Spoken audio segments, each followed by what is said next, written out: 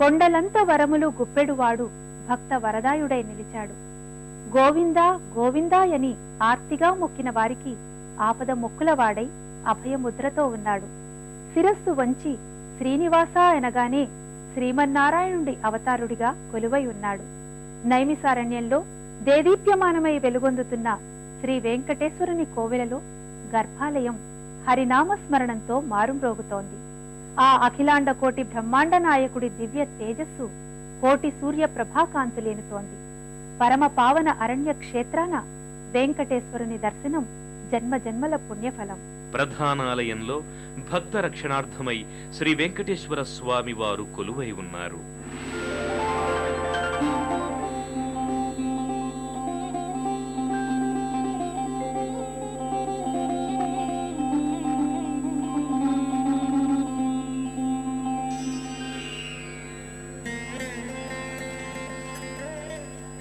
కలియుగ ప్రత్యక్ష దైవంగా, భక్తుల కొంగు బంగారంగా, ఆపదల మొక్కుల వానిగా భక్తులచే నీరాజనాలు అందుకుంటున్న పరంధాముడు, పరంజ్యోతి, పరమాత్మ శ్రీ వెంకటేశ్వర స్వామివారు.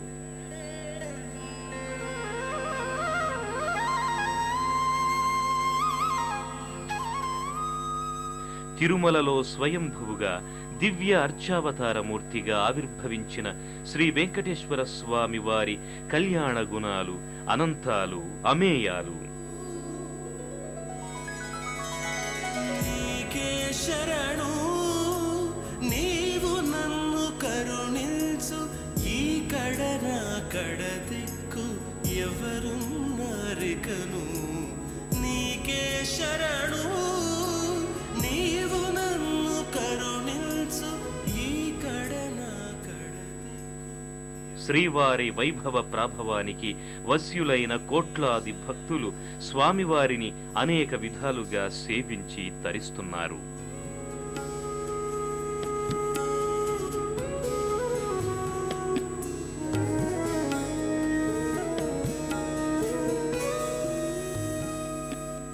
కోటి సూర్య ప్రభ సమానమైన తేజస్సుతో చిత్రవర్ణ శోభితమైన సౌరభ సముపేతమైన దివ్య పుష్పమాలికలతో విరాజిల్లే వెంకటేశ్వర స్వామి వారి దివ్య స్వరూపాన్ని దర్శించి వినయ శీర్షులై నమస్కరిస్తారు.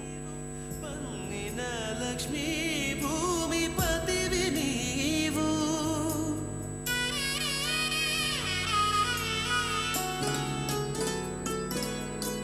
కన్నుల చంద్ర సూర్యులు కలవేలుపవు నీవు. పన్నిన లక్ష్మీ భూమి పతివి. వినయ శీర్షులై నమస్కరించి పూజలు గావించి తమ భక్తి ప్రపత్తులను, ఆర్తిని, కష్టసుఖాలను నివేదించుకుంటారు, శరణు వేడుతారు.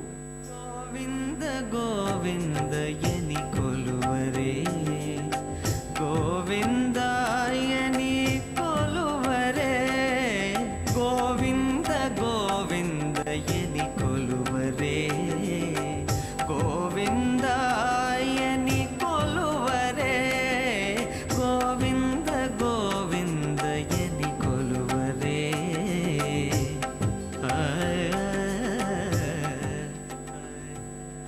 ఆ కలియుగ దైవం ఎక్కడ కొలువైనా ఆ దేవదేవునితో పాటు సకల దేవీ దేవతలు కూడా విరాజిల్లుతూ ఉంటారు. నైమిసారణ్య శ్రీనివాసుని ప్రాంగణంలోనూ పద్మావతి, గోదాదేవి, విఖానసాచార్యులు భక్తజనులకు దర్శనమిస్తున్నారు.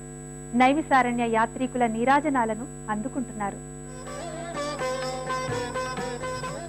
అనంతరం స్వామివారికి దక్షిణ భాగ ఉపాలయంలో వేంచేసియున్న పద్మావతి అమ్మవారిని భక్తులు దర్శించుకుంటారు.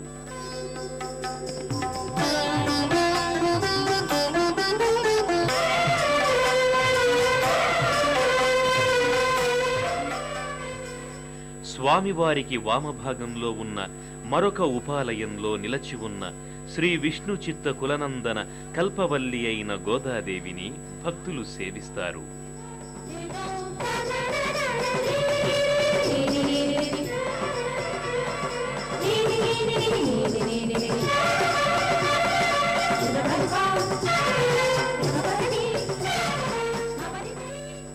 మరొక ఉపాలయంలో విఘనాసాచార్యుల వారి అర్చావతార విగ్రహాన్ని భక్తులు దర్శించుకుంటారు.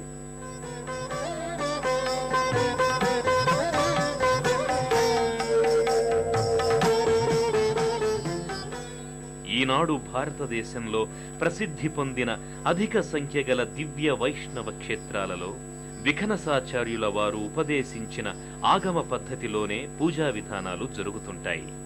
దీనినే వైఖానసాగమము అని అంటారు.